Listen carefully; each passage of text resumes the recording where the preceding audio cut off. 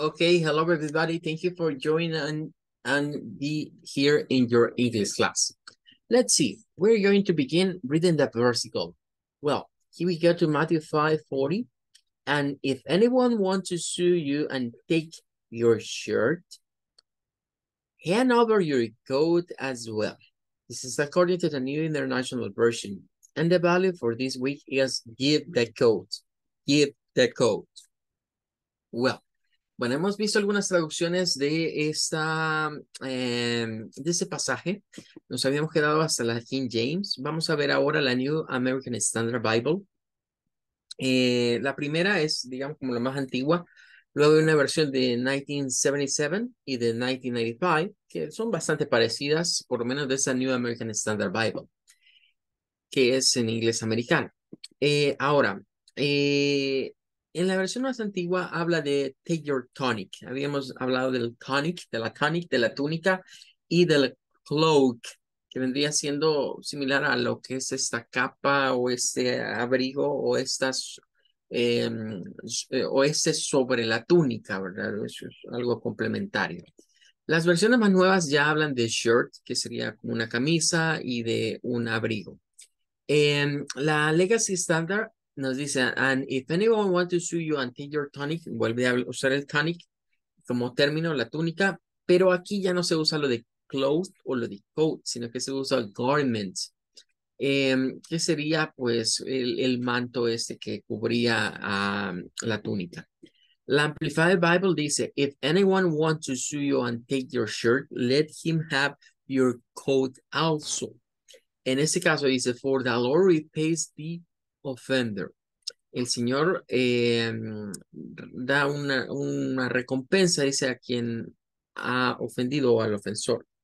Bueno, aquí hay varias cosas interesantes. Lo primero es que venimos de esta reflexión de love your enemies, el amor a los enemigos. La semana pasada veíamos give the other cheek o dar la otra mejilla, que debemos saber algo.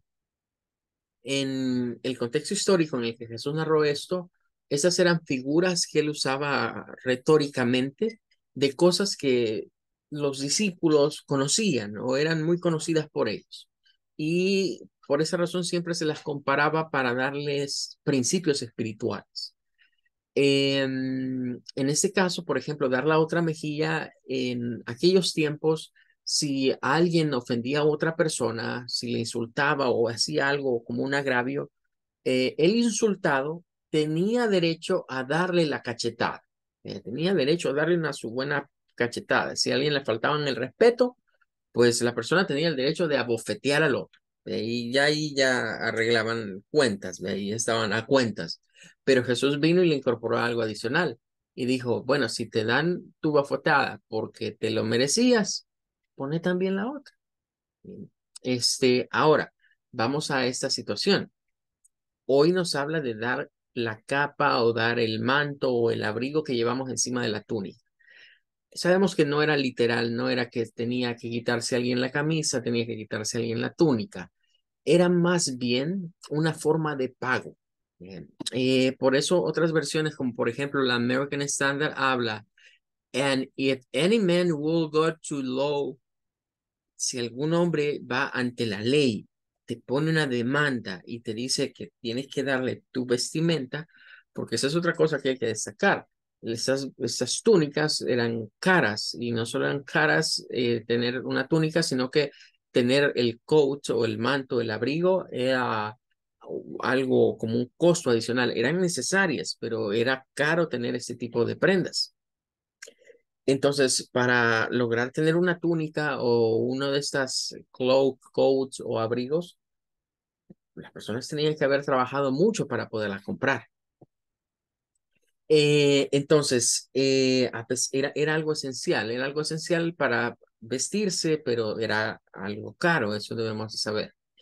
Entonces, Jesús está diciendo que una práctica habitual que ellos tenían era que si alguien les debía algo y no tenía forma de pagar, pues lo primero que hacían era quitarle la ropa. Digamos, una forma, en primer lugar, de humillar a la persona en el sentido de que la dejo sin vestimenta. iba a quedar desnudo. Y en segundo lugar, pues de restituir, digamos, o revender después eso. Por eso es que aquí habla esta versión acerca de que el Señor es el que devuelve, el que hace el pago de regreso.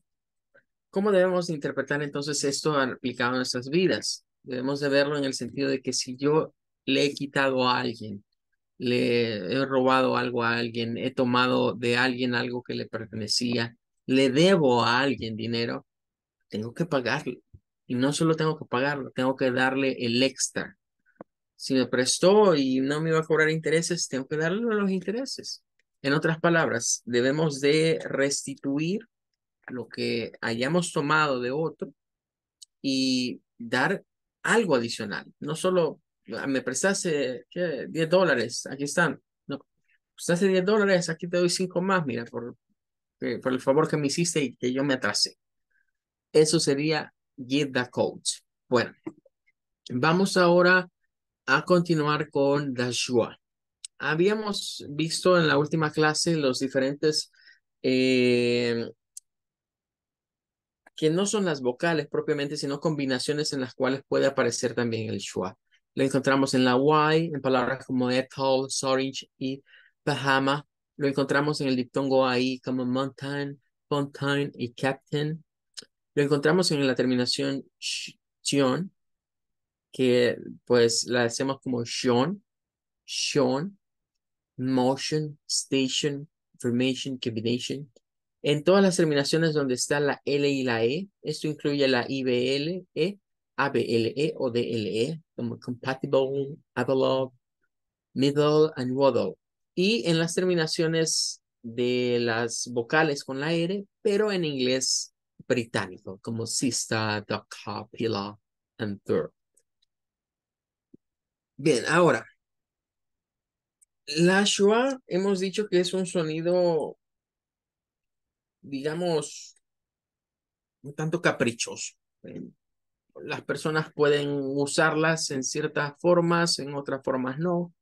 Algunos van a hablar de una manera, otros hablan de otra. Tiene que ver ya con el acento. Aquí se nos da un ejemplo, ¿verdad? De una palabra, que es la palabra minuto en inglés. Minute vendría siendo la pronunciación más convencional. Eh, Nos dice que la U de nu, minute, vendría siendo no acentuada, no tiene stress, es un sonido corto y que depende del acento de la persona. ¿Qué interviene en el acento de la persona? Dice que su humor, rapidez de habla y claro, los conocimientos previos, ¿verdad? Si aprendieron a hablar de cierta manera, si se rodearon o crecieron en cierto barrio o rodeados de cierto tipo de personas, recuerden que el que anda en la miel algo se le pega. Creo que la chica dorada, Paulina Rubio, es un claro ejemplo de eso, de que el que anda entre la miel algo se la pega. Eh, Sabemos que Paulina estuvo casada con un español de apellido Colate, con quien procreó hijos y vivió en España durante un tiempo. Y los mexicanos, ¿verdad? La prensa mexicana y el público mexicano eh, la agarraron, ¿ve? Así como la agarran contra otros, ¿ve? De que a veces hacen ciertas cosas que quizás hiere el orgullo del pueblo mexicano, en vistas que son, digamos, personas que ya han nacido o que esa es su nacionalidad. La situación es que la Pau de repente comenzó a hablar como que fuera española, unos cuantos años que estuvo viviendo allá. Y claro, los mexicanos reprendieron esa actitud de ella, que por qué había cambiado el acento, que por qué hablaba así. Bueno, es que ahí está la situación. Cuando una persona convive con otros, se le pega sus formas de hablar. Se nos pegan las palabras, se nos pegan las expresiones, se nos pega el cantadito. Podemos ser muy de aquí, de San Salvador, pero si nos vamos a vivir 10 años a San Miguel, si rodeados ahí de migueleños, de repente vamos a andar pronunciando esa J a cada rato que hacen los hermanos de ella. ¿Es malo hablar así? No, no es malo. ¿Nos da risa a nosotros? Sí, nos da risa. ¿Nos burlamos de ellos? Sí, nos burlamos de ellos. Pero no es lo correcto, porque eso tiene que ver con el entorno. Entonces, en el acento de la persona influyen muchas cosas, desde las personas que nos rodean y cómo ellos hablan, el humor que podamos tener en ciertos tipos de situaciones o simplemente la personalidad incide mucho, porque hay personas que son muy aceleradas y que esa forma de vivir se traslada a la forma de hablar. Hay personas que somos un poco más tranquilas, más easygoing, relajadas, y nuestra forma de hablar es diferente. Eh, pero eso ya depende de cada quien. Entonces, todos estos factores se unen para que esa U de la palabra Minuch pueda sonar como una I, como una E o como una schwa. Me refiero en este caso que no siempre va a ser igual. Ahora, veámoslo de acuerdo a dictionary.com, que digamos es nuestro referente ahorita como para saber cuáles son los sonidos.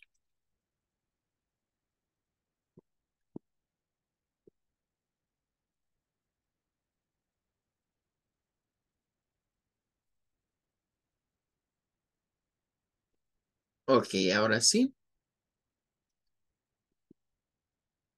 veamos por acá. Tenemos una palabra bisílaba, miren, en donde aquí tendríamos esta y luego esta.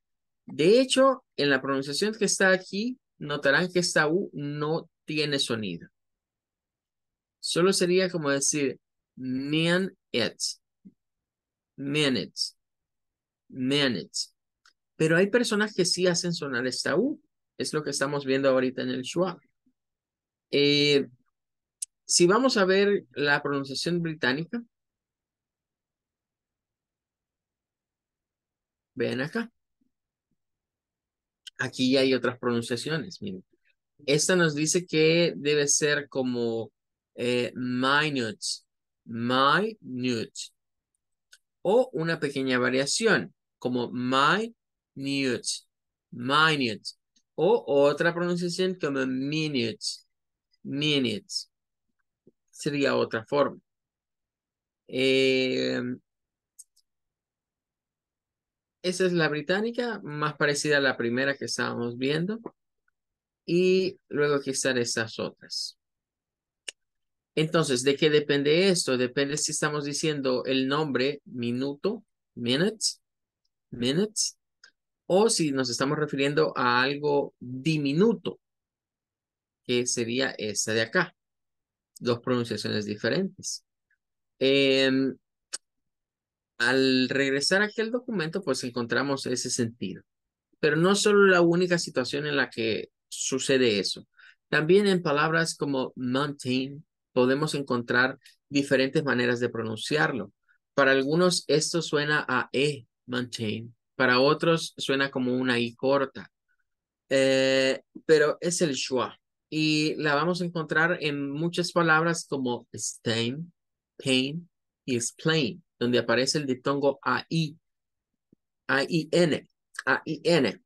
Bueno, ahora, las terminaciones, ER, AR o R-I-R. Aquí se nos habla ya de lo que son los acentos no róticos, que incluyen el acento británico tradicional, porque hay que destacar algo. Cuando hablamos de acentos róticos y no róticos, los no róticos no solo son el británico. Tradicionalmente se asocian ahí porque es la fuente. Pero los australianos, por ejemplo, el inglés Aussie es también no rótico porque lo hablan más parecido a los británicos. Eh, no se nos olvide que Inglaterra durante un tiempo fue Reino Unido y cuando fue esa superpotencia, estamos refiriéndonos a eventos antes de la Primera Guerra Mundial. era un imperio y se extendió por muchos países. De ahí es donde, por ejemplo, Sudáfrica maneja un dialecto más parecido al inglés británico. Así que hay muchos países que fueron colonizados por el Imperio Británico y que pues se llevaron, digamos, acentos róticos a algunas zonas y no róticos. Estados Unidos es el más emblemático de acentos róticos. Ahora, esto de acentos róticos y no róticos, tengamos en cuenta que eso proviene de la corte del rey. Los ingleses de la alta sociedad, cercanos a los reyes o a la familia real, se les metió en la cabeza querer hablar diferente, tener, digamos, un inglés de caché, por así decirlo, o de alta alcurnia.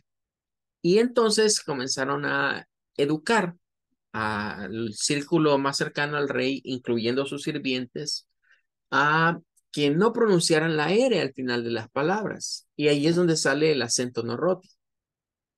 Las zonas marginales a Londres, o que estaban, digamos, en zonas de pobreza, eran personas que no se educaban de esa manera. Entonces hablaban el inglés como el resto. Por eso, por ejemplo, los escoceses, los irlandeses tienen un acento rótico más que todo y no un acento no rótico. Ahora, en los acentos róticos está el inglés americano y pues no se usa el schwa propiamente en esto, pero sí se parece. Y hay una tendencia en muchos artistas del hip hop y del rap a usar los sonidos del schwa en muchas palabras. Eh, um, de hecho, muchas contracciones informales como gonna, wanna, watcha, what you gonna do, expresiones de ese tipo provienen de esa cultura urbana o bueno, suburbana, digamos, porque es más de esos barrios donde hay muchas gangs, muchas pandillas en Estados Unidos y que esos pandilleros normalmente logran a veces convertirse en estrellas de hip hop y de rap y llevan todo ese lenguaje de la calle a sus canciones y se comienza a popularizar, comienza a verse, eh, digamos, eso empapado. Hay una película que está en Netflix, se me escapa el nombre ahorita, es reciente. Um, Sale Eddie Murphy, sale también este actor que Seth, se me escapa el nombre ahorita de este actor.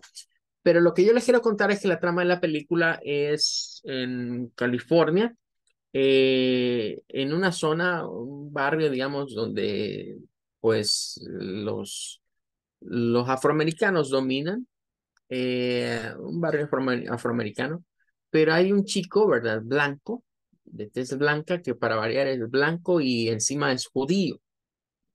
Y resulta que él tiene un programa, una especie de podcast donde habla junto a una mujer, digamos, afroamericana de cultura, digamos, urbana. ¿Y qué es lo curioso en medio de eso? Que hoy ha llegado hasta eso. Bueno, si lo vemos, si queremos ver un ejemplo más claro, Eminem es de estas mezclas, ¿verdad? Donde lo que podría decirse durante un tiempo era muy afroamericano, como el hip hop o el rap, pues han llegado chicos blancos, digámoslo de esa manera, a rapear o a hacer hip hop. Y algo importante, si no lo saben, el hip hop y el rap son los precursores de lo que ahora en Latinoamérica tenemos como el reggaetón y como el trap. son los ritmos que influyeron sobre lo que hoy muchos jóvenes escuchan. Y esa forma de cantar que tienen esos artistas de trap, de arrastrar las palabras, es porque así lo hacen los cantantes de hip hop y de rap. Eh, por esa razón, muchos de ellos usan el schwa, porque el schwa es bien versátil y les permite hacer cambios, bajar el sonido de su voz, subir el sonido de su voz, acortar palabras, inventarse palabras que no existían antes. Todo eso con el schwa. Bueno, ahora vamos a ver las schwas que appear and disappear. Hay algunas de estas palabras en donde a veces algunas personas las van a pronunciar con schwa o sin schwa. Hay una tendencia a omitir o a agregar el schwa a ciertas palabras. Cuando se omite, por lo general es cuando el schwa queda como solo, o es una sola sílaba y ahí se puede omitir. Y cuando se agrega, vamos a darnos cuenta que en algunas palabras se le agrega, es con el propósito de que suene bien, porque si hacemos los sonidos de otras vocales, la palabra ya no suena igual. Tenemos aquí varias palabras, tenemos 4. Eh, Estas palabras, notarán ustedes que tienen lo que sería 2 separaciones. Ahí dice se dice en vez de. No es que lo que en vez de esté malo, o sea, no es que esto esté malo, sino que la frecuencia o lo más típico es que las personas omitan el sonido del schwa y se queden con este sonido y no con este. Si fuese una pronunciación de inglés neutral o que ni le tira al americano ni al británico, de hecho, esto es lo que se usaría.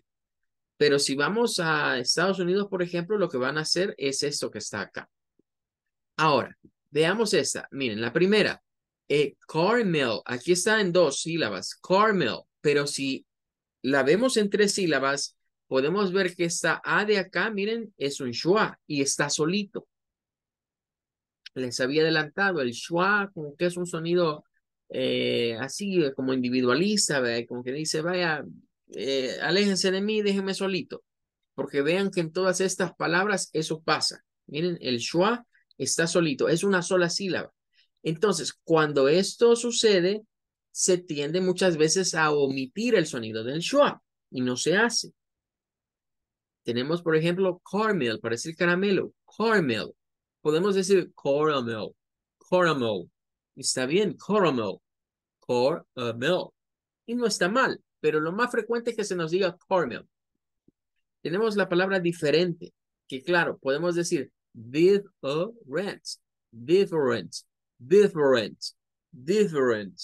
Pero si quisiéramos sonar más al estilo norteamericano, quitamos el schwa y decimos different, different, different, different. Suena bien parecido. Para decir una cámara, camera, camera, camera. Sería con 2 sílabas, pero podemos decirlo también con un schwa, como camera, camera, camera.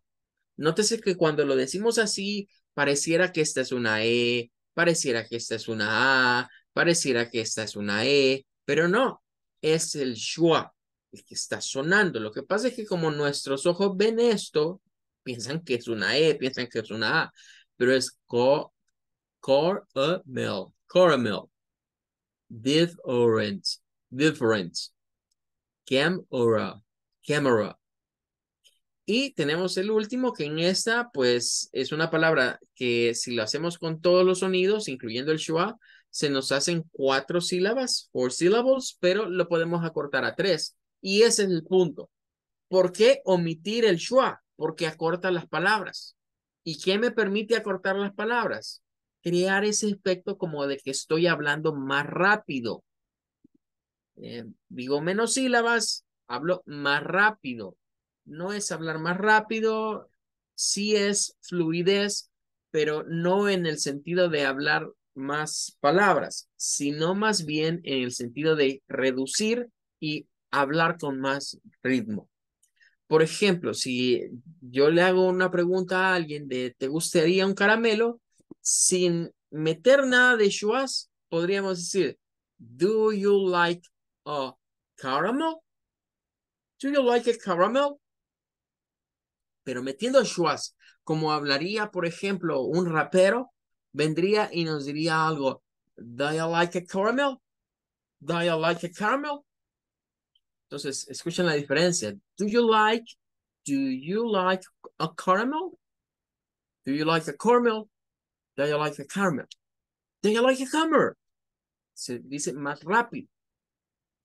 Bien, la última, en este caso podemos decir ver, miren, y de hecho aquí ya sabemos que aquí va una schwa, o sea, BLE, ahí hay una schwa al final. O sea, esta palabra tendría aquí una y dos schwa. Vegetable, vegetable, vegetable, vegetable, con cuatro sílabas. Pero también podemos decirlo como vegetable, vegetable, vegetable, vegetable, vegetable, vegetable, vegetable. Tres sílabas. Bueno, entonces estas son schwas que aparecen y desaparecen. No me vaya a pensar que esto es incorrecto, porque como ahí dice en vez de, podemos pensar que no debe ser así. Está bien, pero si yo quiero sonar más al inglés americano, las debo decir como están en medio. Hormel, different, camera, vegetable, vegetable, vegetable. Bueno, eh, hay una palabra, de hecho, en la que sucede esto, que ya la habíamos adelantado anteriormente, y que si la buscamos en dictionary.com, vamos a encontrarlo así. Para decir familia en inglés, hay dos formas de decirlo, una con la schwa y otra sin la schwa. Miren, aquí estaríamos viendo el mismo fenómeno que con las palabras anteriores. Nos dice, bueno, FAM es una sílaba, fem. Luego esta I, miren, solita es la schwa, fem, y luego LI, li, family, family, family. Pero miren, aquí está, sin schwa.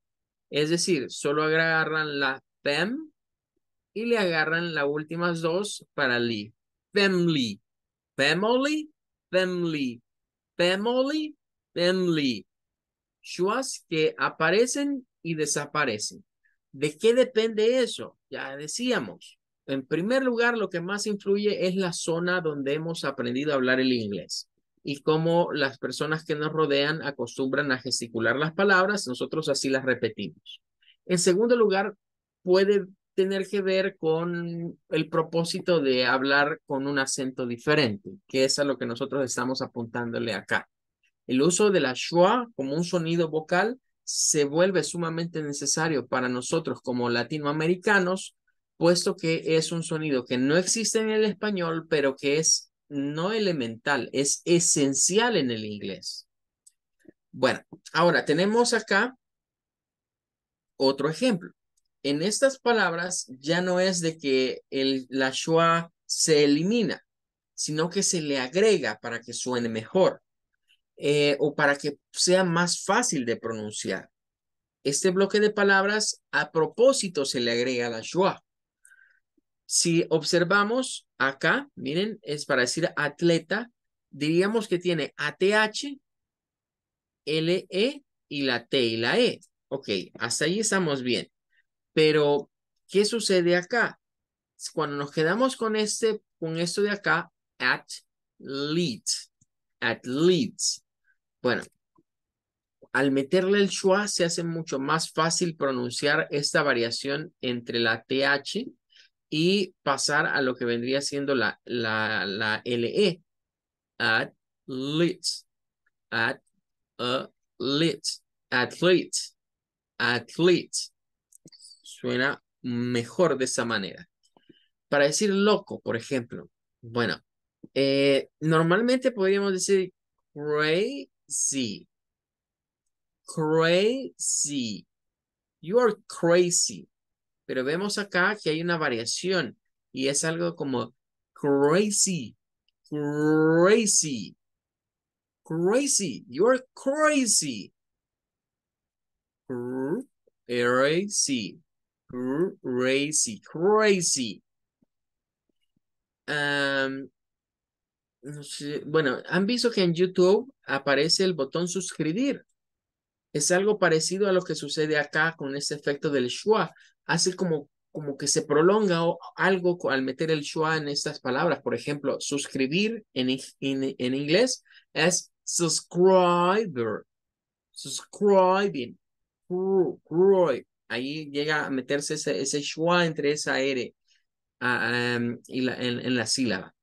Y tenemos esta, que es para decir dulce.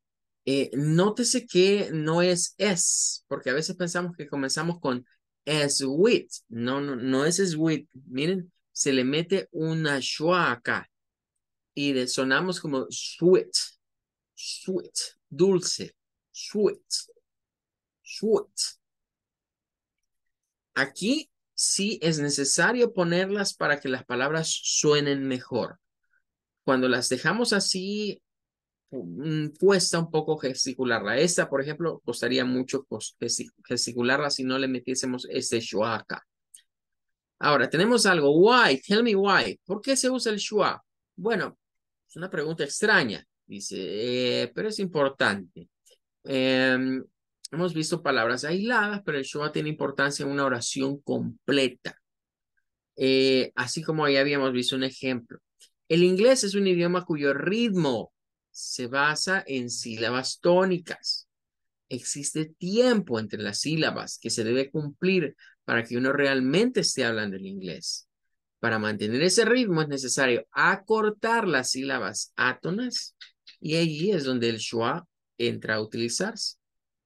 Las palabras importantes, ideas importantes, se acentúan, son tónicas. Suelen ser sustantivos, pronombres y verbos.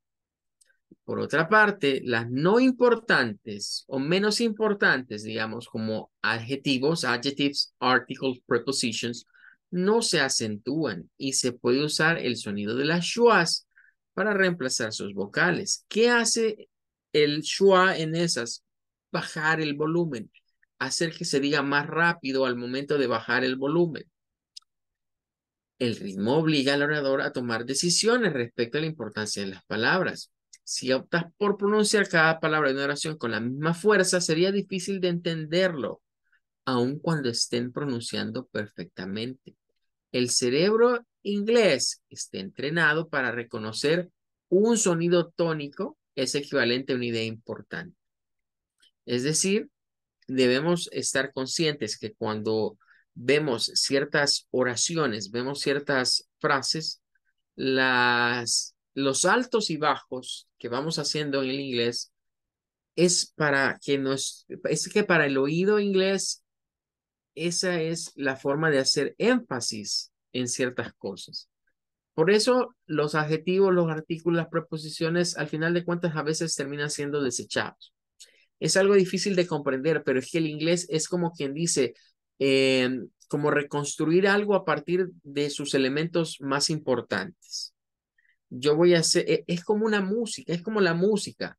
Em, Alguien puede sacar, si ha estudiado música, alguien puede sacar la melodía al escuchar unos cuantos acordes. Y al identificar unas cuantas notas, ya va sabiendo cómo es la melodía. No tiene que ver toda la partitura para ello.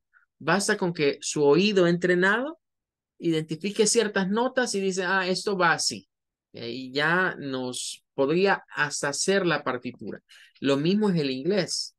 Cuando captamos las oraciones, la fuerza de voz recae sobre ciertas palabras y nuestro cerebro, en teoría, debería de entrenarse, debería de prepararse para captar cuáles son esas palabras y después rearmarlas. Es como esas dinámicas a veces que se ven en redes sociales. Vea que las palabras están así todas desordenadas y le dicen a usted que es un juego de lógica y que si usted logra leer el mensaje ordenado, que su cerebro está 10 de 10. Es porque tenemos esa habilidad de centrarnos en ciertas cosas y luego rearmar la idea en nuestra mente. Eso es precisamente el propósito de las schwas. Bajarle volumen a ciertas palabras que puedo rearmarlas a partir de palabras principales. Ahí está el reto, porque no solo se trata ya de escuchar solamente, se trata de escuchar y en nuestro cerebro procesar la información. En las primeras de cambio, cuando uno está con este tipo de cosas y escucha a un norteamericano hablar, se siente perdido y es muy común, digamos, ese sentimiento de que, can you repeat, please? ¿Puede repetirme, por favor? Hey, I can hear you. No le pude escuchar. O speak slowly, please. Hable un poquito más despacio. Precisamente por esa situación, no está nuestro oído preparado a seguir ese ritmo. Cuando ya estamos conscientes de seguir el ritmo, va a ser mucho más sencillo, pero sí requiere un doble trabajo intelectual, porque no solo es escuchar y ir sacando, dijo esto, esto y esto. Me está diciendo esto, esto y esto. Son las tres palabras más importantes. Ya sé qué me dijo. Well, bueno, vamos a quedarnos hasta acá con la clase de ahora. Thank you for coming. That's gonna be all. I wait you for tomorrow class. Nos vemos primero Dios en la clase del mañana. Goodbye. Goodbye. Goodbye. Thank you so much.